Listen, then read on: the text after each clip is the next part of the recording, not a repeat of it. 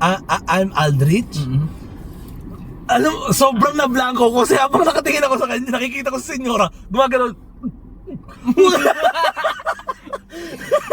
Alam mo yung pinipigil yung tawa? Parang sinabi ko na lang yata, hindi ko maalala ang pinakasinabi ko. Basta lang sinabi ko lang, I'm Aldrich, from ganyan, graduate ng ganito. Tapos, ang bobo talaga, as in, ang bobo ng mga sagot ko. Yung tipong, ang sinasagot ko na lang yung, yung mga, tawag doon, isang tanong, isang sagot na lang sa akin. Tapos ang sa ending, ay di natapos na ako. Si senyora naman. Ano si senyora? Mas bobo pa pala. Akala ko, bobo na ako. Bobo si senyora. May mas bobo pa pala. Tapos alam mo, after nung interview na yon, di labas kami.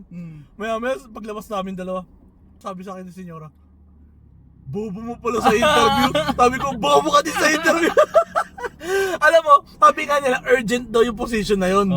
Sinabi sa amin, sensya na, hindi na muna kami mag-hire.